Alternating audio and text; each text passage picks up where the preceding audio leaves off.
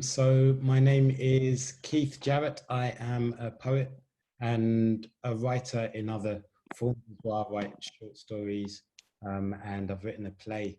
And I'm really excited to be leading this workshop today. Officially, we're going to be looking at metaphor and personification and objects and using those as a way to write poetry.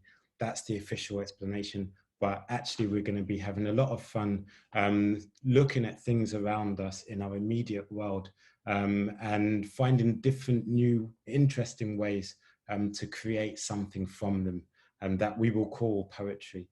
But please don't let the word poetry put you off. We're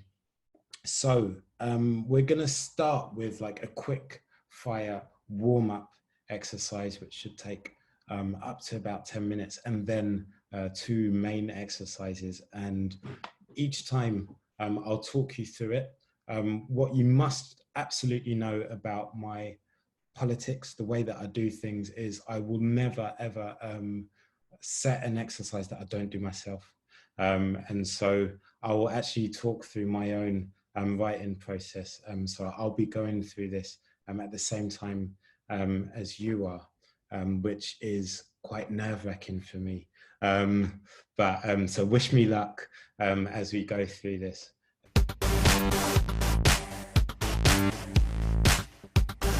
And we are going to start with a simple list making exercise. We need to collect some objects around us. So we're going to be using the room that we are in, and I can see that at least one of us is outside. So this room is endless for you. It's full of lots of possibilities. But for others, this room is going to be a lot smaller, or you can also use your imagination. So you may be physically in one room, but your mind might be in another room entirely. So use whatever resources that you have really in the physical world or in your creative world. So we're gonna have a list of 5, I think is fair, and definitely think outside the box and use your imagination, and let's try and be as creative and interesting as possible. So when you are ready, thumbs up. Brilliant. I want you to think of the brightest thing that you have in your room. So my example, I've got loads of bright things around me. I can see a lemon, but I can also see a strip of sunlight which has come through the window. So I might just put sunlight square. It's a square of sunlight, which is like has come through the window on my floor. So I'm going to give you 20 seconds to find the brightest thing in your room and write that down.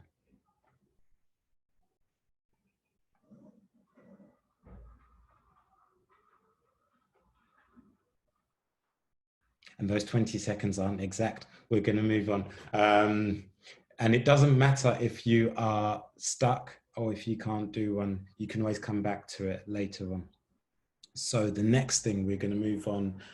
What is the hottest or the coldest thing in your room?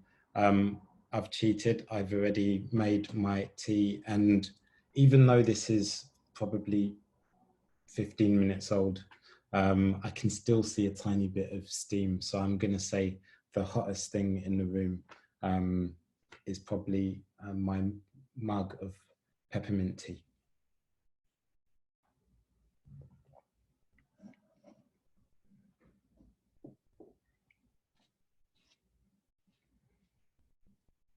And you will know, like, if there's anything super hot in your room, don't touch it. This tea's fine, it's cooled down. Are we ready to move on? Thumbs up if we're ready to move on. Brilliant, we can race through this. Next, what is the quietest or the loudest thing?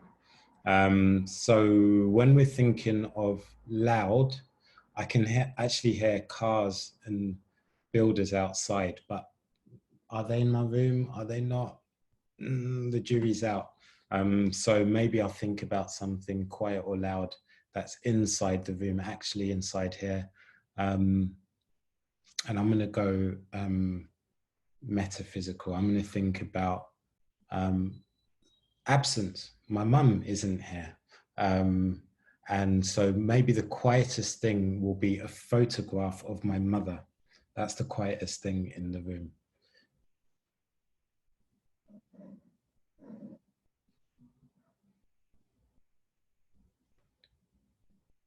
Okay, I'm going to give you 10 seconds.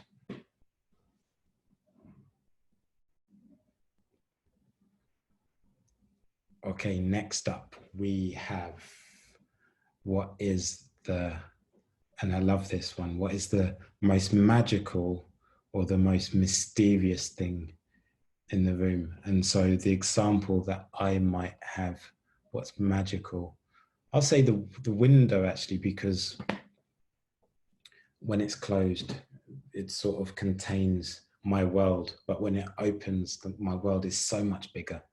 So I'd say that makes it magical. But if I'm thinking more practically, the most mysterious thing in the room right now is the remote control, because I can't find it. Mystery.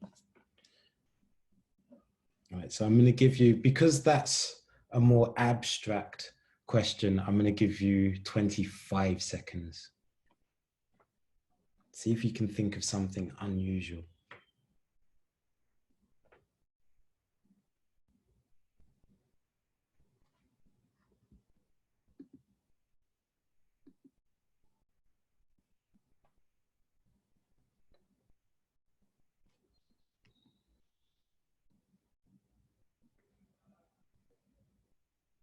Okay, when you are ready for the last thing, can you put your thumbs up? Okay, I'd say, yeah, most of us, yep. Okay, what is then something that gives you the most hope in your room? And my own example, I would say, I could go in two directions. I could think about, I'm expecting something in the post, right? So I might say the letterbox gives me the most hope, because I'm expecting it to clang. But also I really enjoy listening to music, and especially something that will get me dancing. So I might even think of my speaker. My speaker gives me the most hope.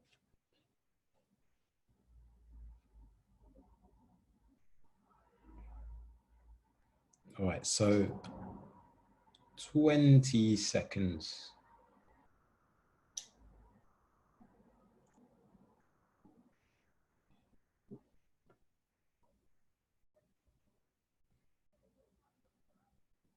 Okay.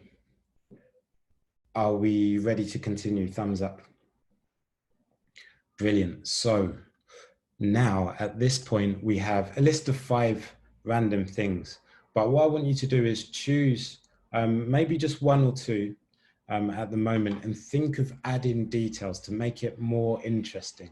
And so, in fact, the first person in chat to choose one of the things that I've talked through, I'm going to add more detail to that. So if you just, any of the objects that you can remember that I've mentioned. The window. Okay, so the window. So I think, yeah, the window has been the thing that is the most magical. So what I might say to give it some more depth, to make it more interesting, because the word window isn't that particularly interesting, but I might say, I might go into more detail on the window. What is it about that window that makes it magical? I might even just say the handle on the window, right? So the handle that turns, the handle that kind of turns the world around, right? So that's a way of expanding it. That sounds mysterious in itself, a window handle turning the world around. I might even say I might even just talk about the size of the window, right? So it's a large rectangular window, which is, at the moment, there's loads of sunlight streaming through. I've also seen in chat, the remote. I can talk about the remote. I could, in my imagination now, I could say where I imagine it is. I imagine it's underneath a pile of socks which have been unmatched. I'm not sure about if any of you do the washing and try and match up socks and how impossible it is. It's probably underneath a pile of unmatched socks, right? So that gives it more detail, makes it more interesting than just remote control. So I'm going to give you 1 minute to go into more detail and to make any of your answers more interesting in lots of ways. So it can be just by being more specific about what it is that makes it interesting, or it can be by adding something imaginative about it. But try and surprise yourself. And I'm going to be quiet for 1 minute.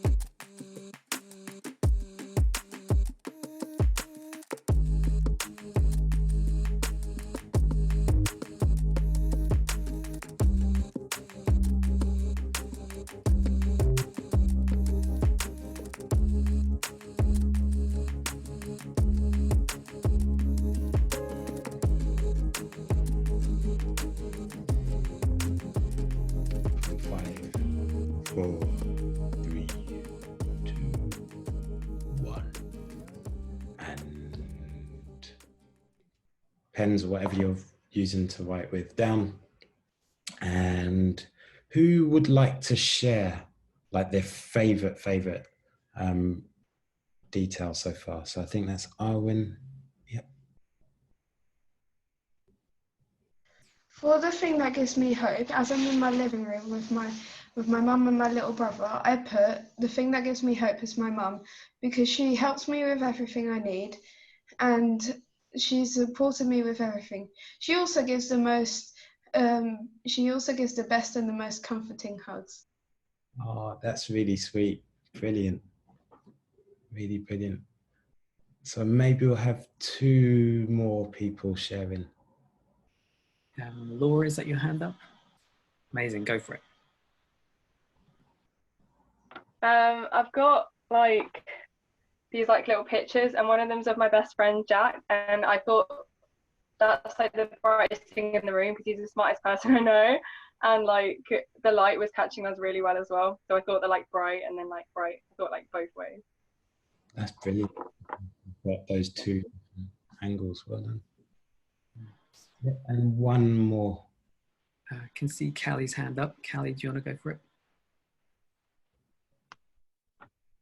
For hope, I put down the wedding dress I own because it's secondhand, so it still has all the hope and memories from the previous owner, but also holds out hope for when conventions open again, for when after lockdown's over, for when it can be shown off to the public again. So holds hope for when this is all over. That's brilliant. That's really brilliant. The symbolism of what that represents.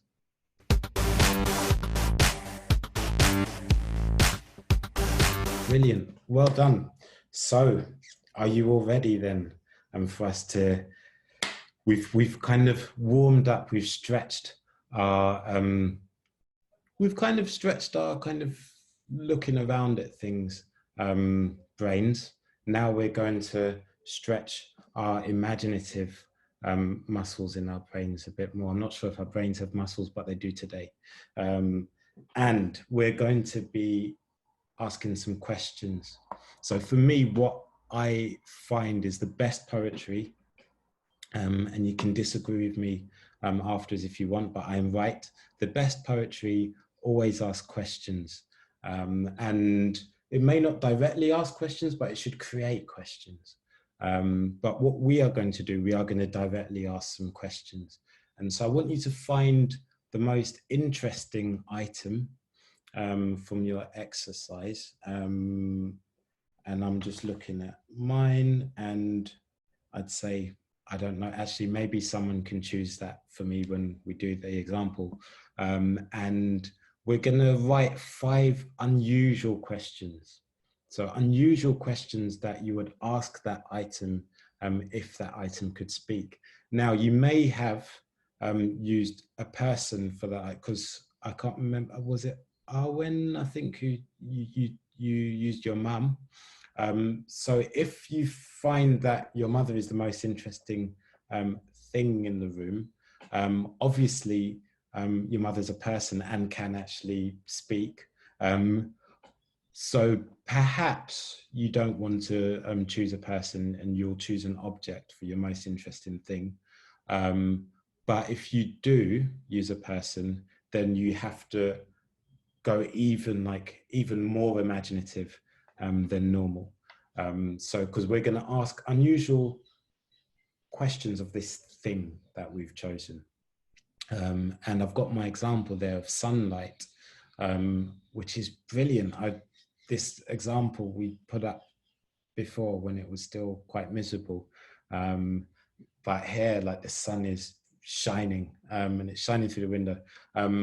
Sunlight, the question that I might ask of it is, are you afraid of the night? Who are your closest friends? Maybe the clouds are the sunlight's closest friend. We could ask lots of different interesting questions. I want someone to choose an object that I've mentioned already for me to demonstrate. Anyone, either in chat or if you just put your hand up. Yep, Kyle.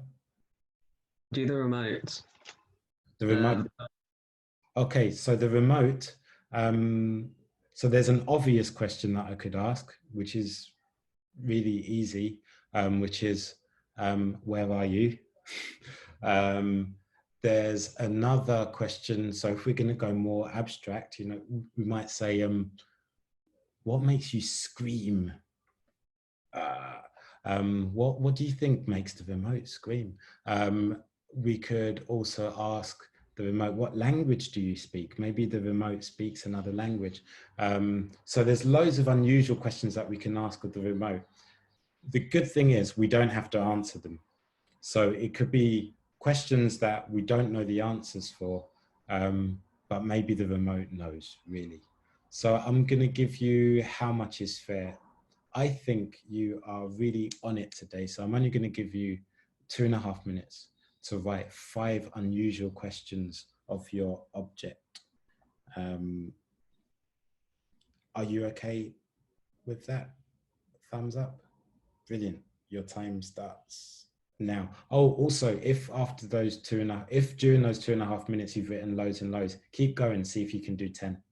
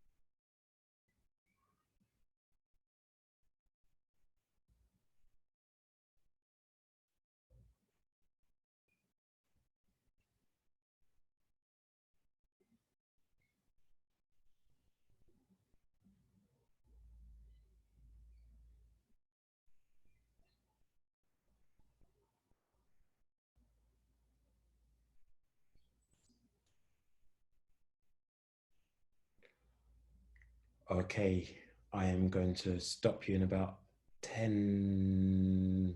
Actually, I see some of you are still waiting. I'm going to give you 20 more seconds.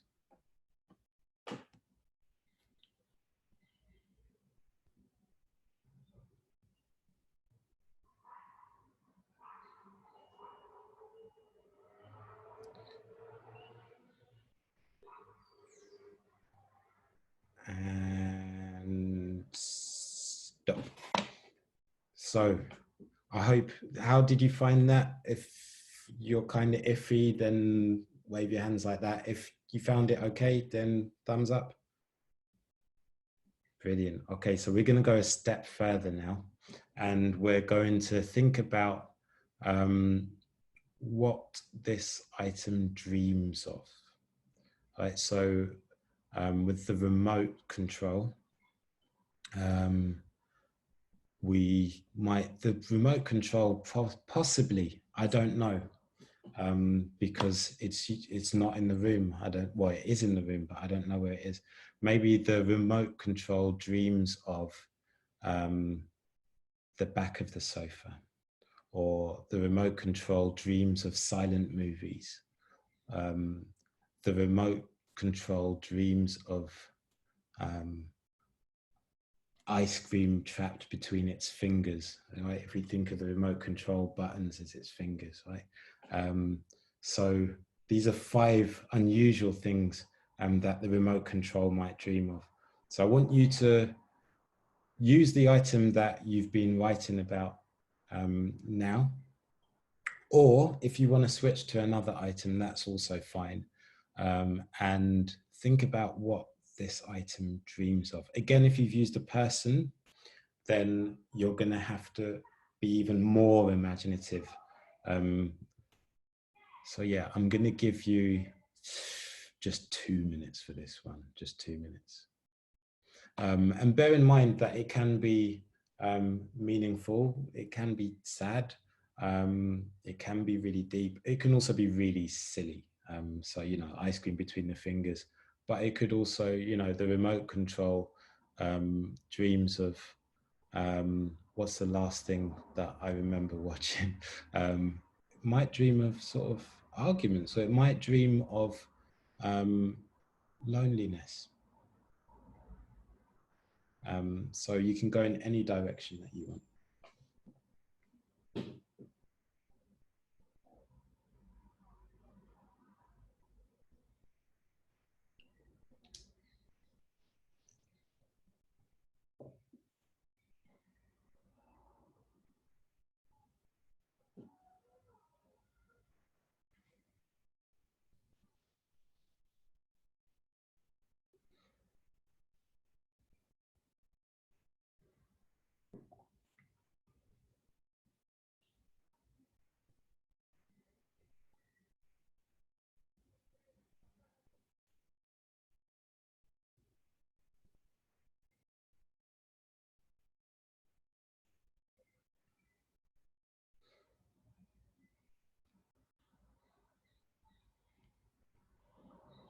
And something that I haven't added, ignore me if you're deep in concentration, something that I didn't add is this is an opportunity for you to think about what's going on in your mind right now and making some connections. So I know that I'm missing a lot of my friends who I haven't seen for months. So it could be, I could use that. I could use the remote control as a way of exploring that. And so I might say the remote control dreams of channeling all of my friends, or the remote control dreams of a world that isn't limited by channels. I could use the word channels as a way of talking about that.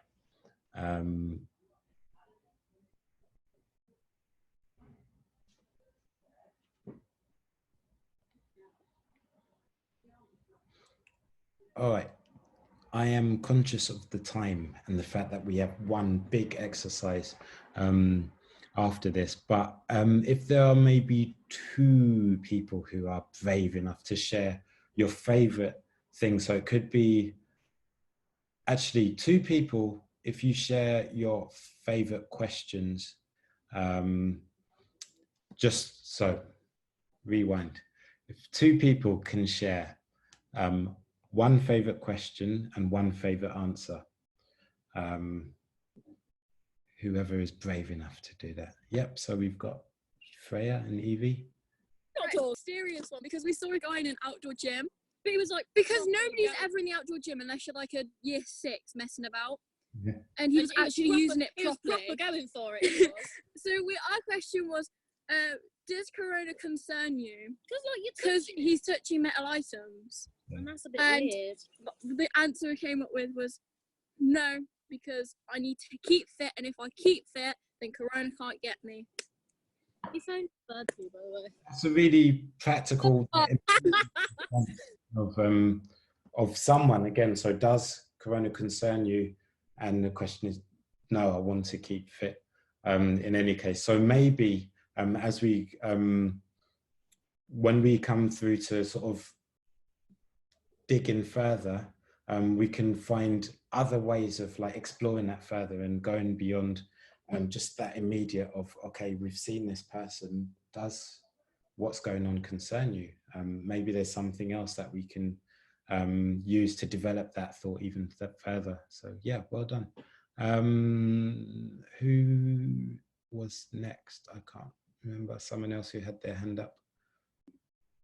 My favorite question would be, what does the flowers of, like, what do the flowers on you represent? Because I chose a cactus as like the most cold thing, and the answer to that is it represents that I'm slowly healing from my sadness. Because I was thinking of the cactus being like, the reason it's spiky is because it's using those spikes to like have people leave it alone so that it can be sad on its own. That's really deep. And that's brilliant. And the good thing about this exercise is you don't have to be able to answer that as well. I'm not sure if I said that clearly enough. So even with the first example that Freya and Evie that you brought up of the man who's exercising in the outdoor gym, you don't have to be able to answer that. So it might be a question that is unanswerable. But I really love that about the spikes and, you know, not wanting people close to them. Right, we're going to move on. Although I did want someone just to say what any object dreams of. Just one person to share that. Yep, that's Kyle. Yeah.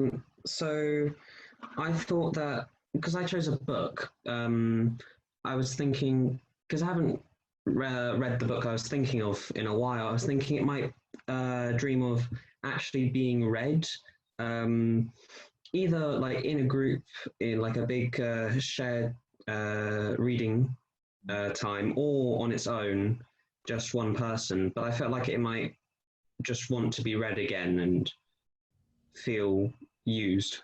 Yeah. And wanted. Yeah, I really like that. So, and you can even think about the pages, like wanting to have its pages yeah, flick through. Brilliant. We are going to move on to exercise 3. Are you ready?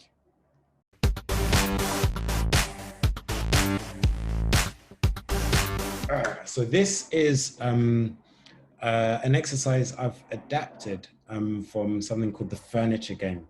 And there's a reason why it's called the furniture game, which I will tell you once we've started the exercise. Now for this, we are going to use a person. And this person can be someone you care about deeply. So I've mentioned my mother. I could also mention, best friends or family or anyone in the world that I care about. Could also be someone famous. So my mum isn't famous. Well, she is to some people. To me, she is. But Beyonce, Stormzy, Greta Thunberg, those are just some examples of famous people that we all know. So I want you to choose that person, and once you have chosen that person, thumbs up. Okay, and can someone write in chat who I should choose? That's famous.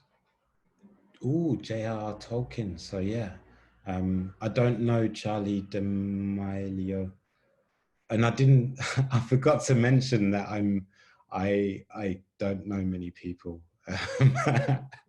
I know Obama, I know Tolkien. Let's use Obama, because he's been in the news again recently, hasn't he? So I'm going to use Obama. No one else can. So you have to choose someone else who's famous or someone that you care about very much. So with that person in mind, you are going to write down answers to the questions that are to come. Are you ready for your first question? Yes, you are ready. There's been a lot of build-up. Drum roll.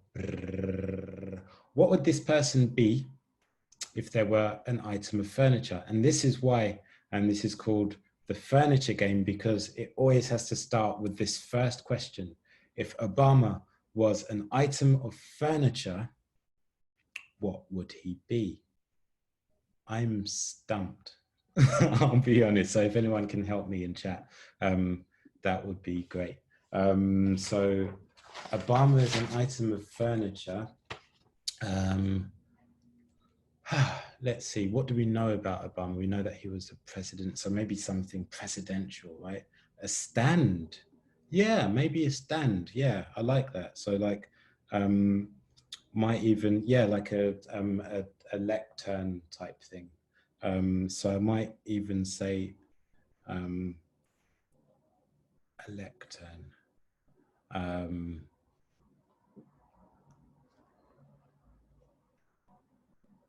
Because he gives a lot of speeches, right? Or I could say a microphone. And we've got loads of suggestions coming up. A fireplace as well.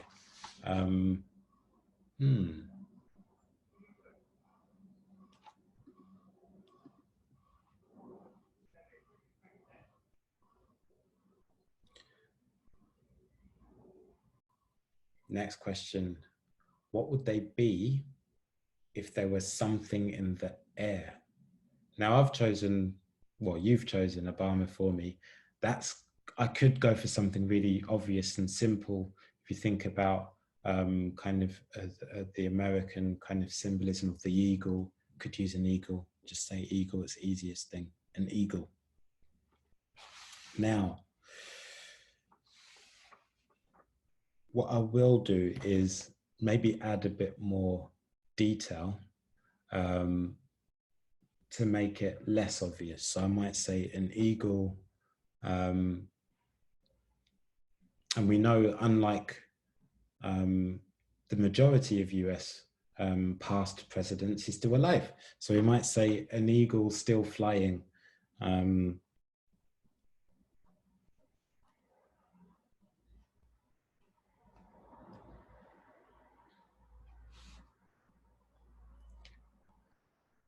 And I'm gonna give you 10 more seconds. It's gonna be really fast because I can see the minutes are disappearing. Next thing is going to be, what if this person were something in the sea? Again, if anyone wants to help me in chat with Obama, I might say, Obama, something in the sea. I could think about maybe a submarine, a starfish, because he's a star. I like that. So yeah, we could, a starfish. And because we know of like the flag of the US, you know, it's known as the Star-Spangled Banner, right? So we could even say a star-spangled starfish. And so we've got a bit of repetition. An extra challenge for you in these 10 seconds is you might want to give it an action. So I might say a star-spangled starfish.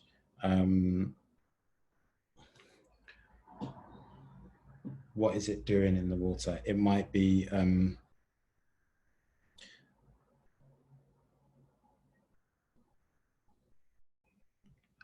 trying to remember, there was an awkward video of him dancing, and I'm trying to, so I might just say like dancing awkwardly.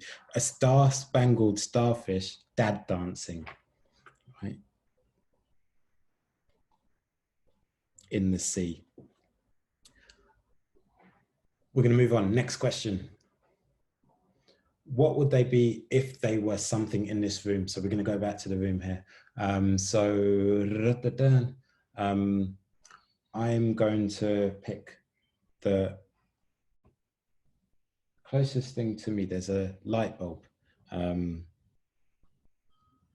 Actually, no, I've got loads and loads of books. And I know that every year, Obama like produces these lists of books that he recommends. I'm like, how does he find time to read all those books? So I might say like a shelf full of books, right? So we've got that. We're going to move on because we have 4 more things to race through. Yeah, an item of clothing or an accessory. So, you know, like glasses or a cap. So yeah, so an item, a clothing accessory. If I'm thinking of Obama, again, I'm stuck here. So what would he might be, I think it'd be a suit, Keith. Yeah, definitely. Smart. Suit, because it's very smart, right? So, there you go, a suit because he's smart, right? And then again, we're gonna add a bit of detail to that, like a suit. We might say a tailored suit. We might give it lots more details about, you know, a well-tailored suit. You might think about what it's doing. Is it hanging up in the wardrobe now that he's retired? We might say that.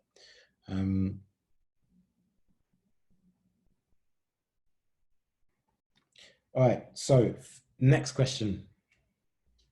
I've gone rapidly through this. If you're stuck at any point, then don't worry, you can always come back to this later. So what would they be? What would this person be if they were a type of food or drink? This could be any type of food, any type of drink. So it could be hot food, cold food.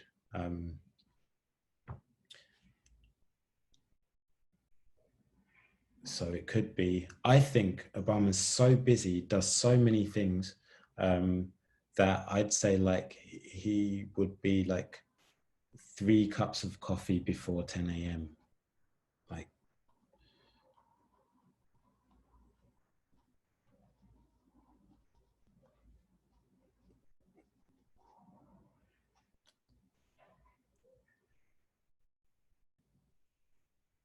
last question. We're going to have this as the last question. So we'll have 7 things, which is a nice number. What would this person be if they were a famous landmark? The obvious one with Obama is like Statue of Liberty. But we could even, we know Obama's from Chicago. So like, I might think of, what's that tower in Chicago called? Like the Sears Tower, right?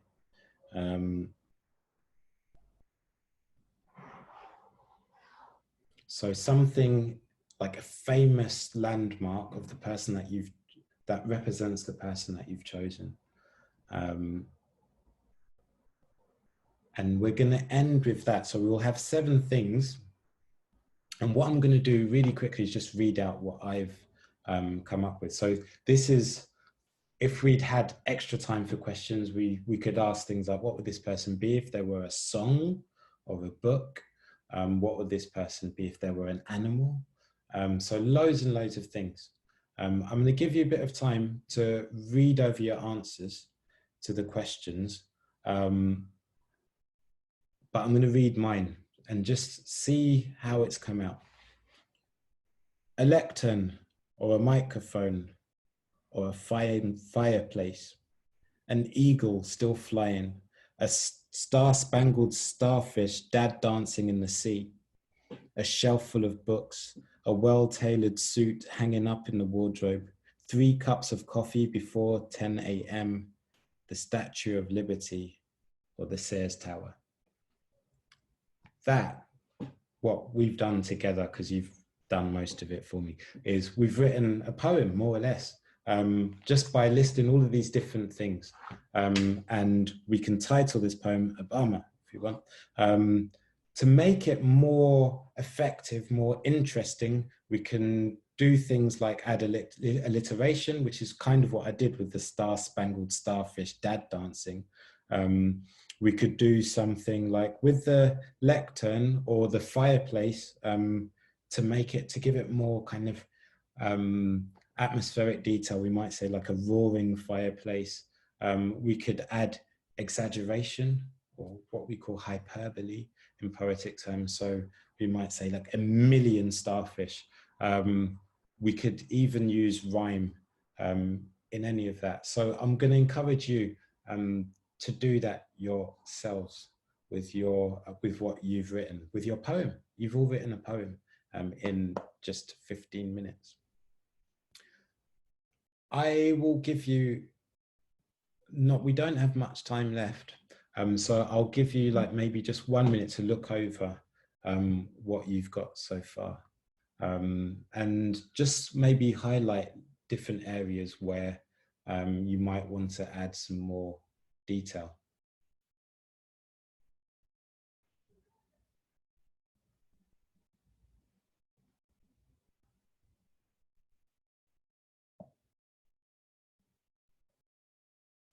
And then once you've done that, I think we've got maybe just enough time for one person to share what they've written, if they are brave enough.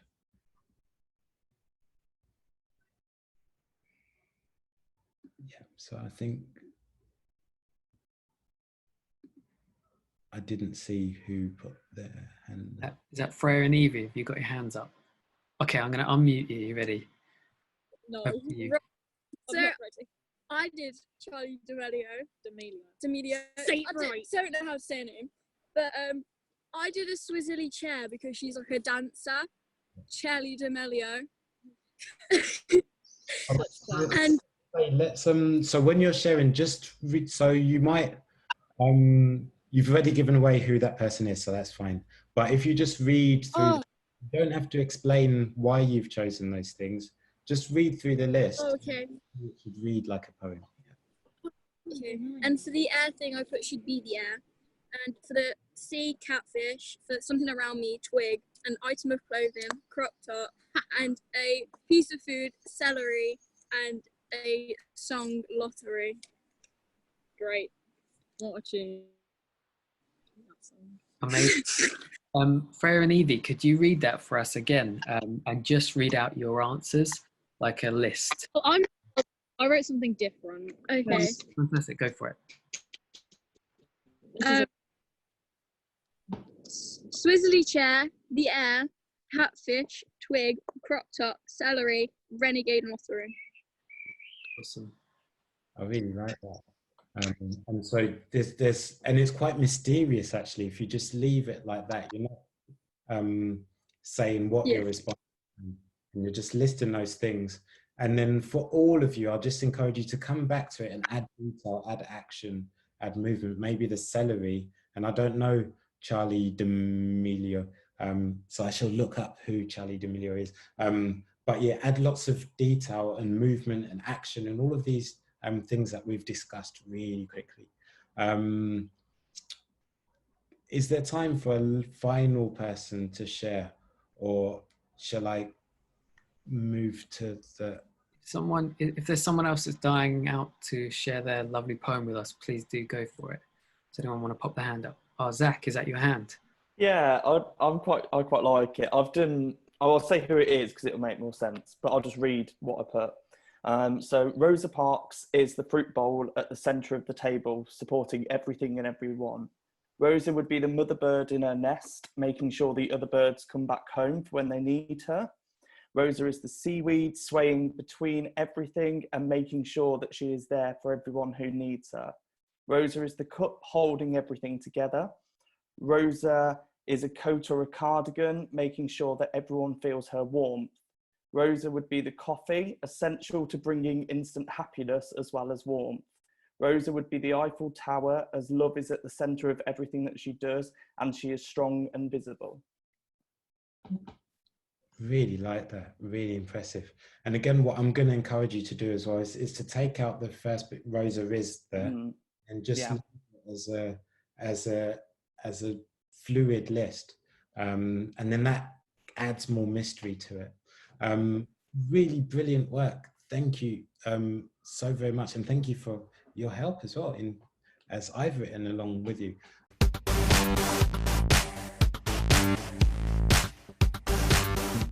So your final challenge, and this is a challenge that I will not be present to see, is if you just take one of the favorite exercises from today, so either the questions that you're asking of your object, or what your object dreams of, or the person that you've chosen, choose a favorite exercise and write a new poem. And you can dedicate that poem, give it to someone you know. So if you've chosen the person that you care about, it could be your mum who's at home, and then maybe you title it, after your mum, and write it and decorate it and give it to that person. Or you can even write a short story inspired by one of these exercises, especially if any of you have any idea where my remote control has gone. You might want to write a short story about it having a party with all of the unmatched socks and with all of the other remote controls in the world. Maybe they've all met up on a remote control convention, and they're going to take over the world. They're going to control the world, turn the volume up and everything. So do that, choose your favorite exercise, make sure you're adding in loads of interesting detail, and just always bear in mind that the best poetry just makes us see things in a new way. So see if you can surprise yourself with whatever you do, and best of luck. And also, if you want to share it with the theatre centre as well afterwards, it would be really lovely to see what you've all come up with. So best of luck with that, and thank you so very much. Thanks, Keith. That was awesome. So that's the takeaway exercise for you to take and to do. Maybe you might want to do it right after this, or maybe you could do it later this evening. But if you want to send your work, you're welcome to send it to us via our email, which your teachers will have. So thank you for joining us. Just to sort of clarify, today's session was recorded, and what we're going to be doing with that recording is we're going to be editing it and turning it into a bit of a film, and then we're going to put it up on our website, and that means that you can access it on our website to use again. So if you want to come back to some of these exercises that Keith has led you through, you're welcome to do so. We'll be putting that film up probably at the start of next week, and you can access all our other writing course workshops online at the moment. But all I can say is thank you so much for joining us. Thank you so much, Keith. If you want to leave him a thumbs up, please do, because it would make him feel really warm and fuzzy inside. But we're out of time today, so we'll see you hopefully sometime soon. Thanks for joining us, and see you later.